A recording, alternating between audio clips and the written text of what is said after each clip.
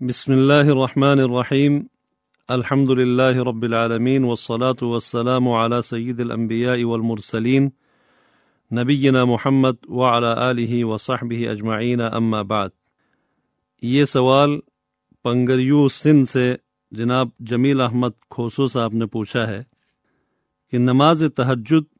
فجر کی نماز سے کتنی دیر پہلے ادا کی جا سکتی ہے؟ کیا دونوں نماز یعنی تہجد اور نماز فجر ایک ہی گھنٹے میں پڑھ سکتے ہیں؟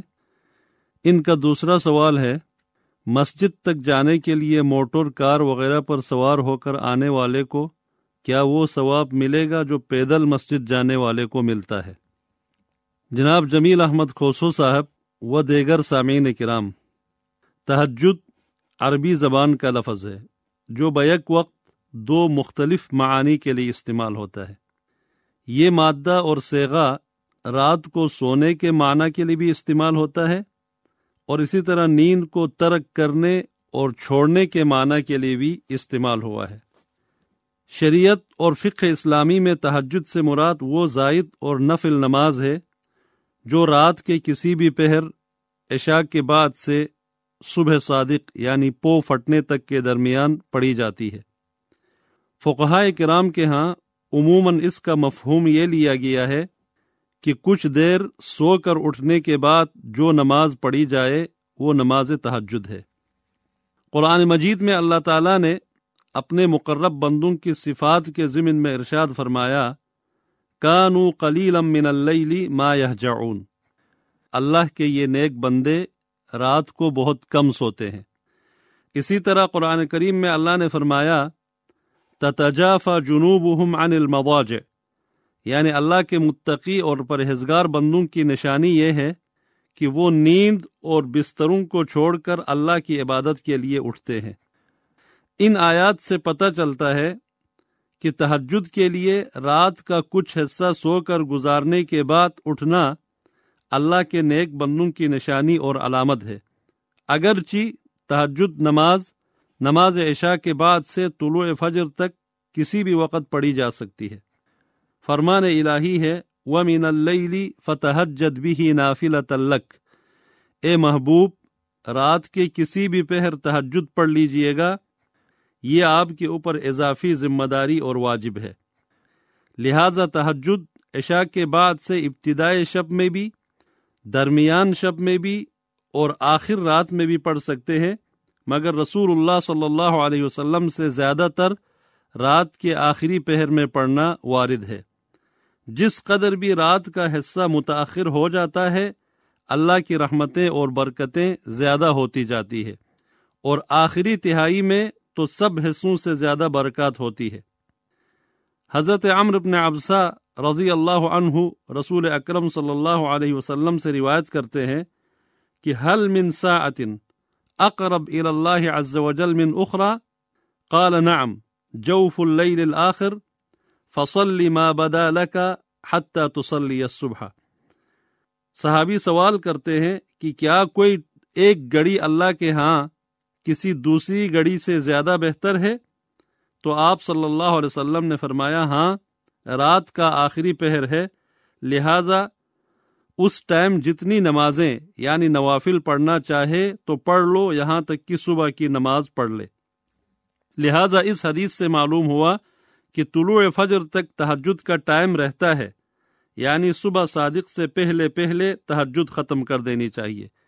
کیونکہ فجر سے پہلے وتر بھی تو پڑھنی ہے۔ رسول اللہ صلی اللہ علیہ وسلم اور صحابہ کرام رضی اللہ عنہم کا عمومی عمل بھی یہی رہا ہے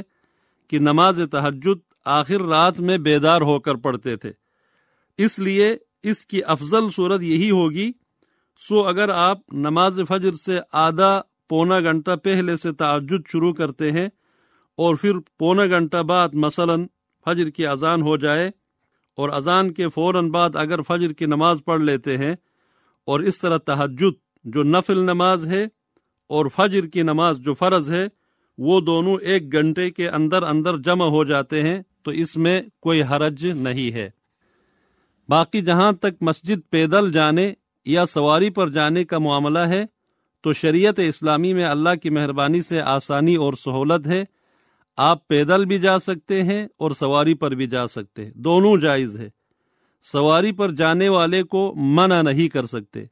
البتہ پیدل جانے والے کو جو خصوصی ثواب بتایا گیا ہے وہ الگ بات ہے، کیونکہ ہر قدم پر ایک گناہ کا مٹا دیا جانا اور نیکی کا لکھ دیا جانا، اس کے لیے حدیث میں بکل خطوہ ایک ایک قدم کا لفظ آیا ہے، جو کہ پیدل چلنے میں ہوتا ہے، نہ کہ سوار ہو کر جانے میں۔ صحیح مسلم میں حضرت ابی بن کعب رضی اللہ عنہ کی روایت سے حدیث موجود ہے کہ ایک شخص کا گھر مسجد سے بہت دور تھا، مگر وہ نماز کا اتنا پابند تھا کہ اس کی کوئی ایک نماز بھی قضا نہیں ہوتی تھی۔ فقیل له او قلت له لو اشتريت حمارا تركبه في الظلماء والرمضاء قال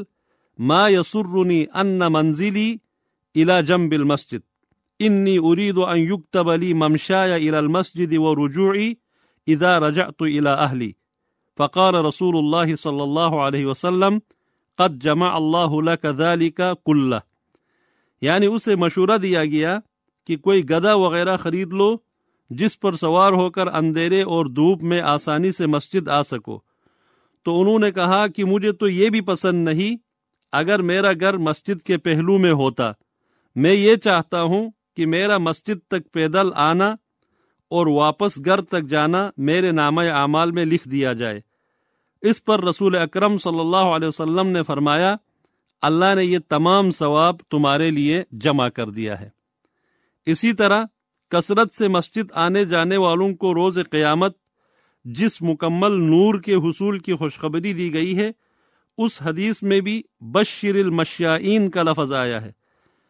یعنی پیدل چلنے والوں کو خوشخبری دے دو، اور مشائین پیدل چلنے والوں کو کہتے ہیں۔ اسی طرح فضائل جمعہ کی حدیث میں یہ لفظ آیا ہے کہ وَمَشَا وَلَمْ يَرْكَبْ، یعنی پیدل چلے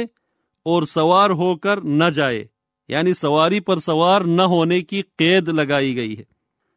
لہذا بہتر یہی ہے کہ پیدل جایا جائے اور بلا عذر شرعی یا بلا ضرورت سواری سے اجتناب کیا جائے تو بہتر ہے، اور اس پر پیدل کے لیے جو اجر و ثواب ہے اس کے حصول کی امید زیادہ ہے۔ بنو سلمہ والے مدینہ کے ایک قبیلے والے تھے، اطراف میں رہتے تھے۔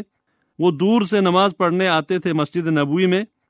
اور جب وہ قریب منتقل ہونا چاہتے تھے مسجد کے تو اللہ کے نبی صلی اللہ علیہ وسلم نے فرمایا دیارکم تکتب آثارکم، اپنی بستی میں رہو،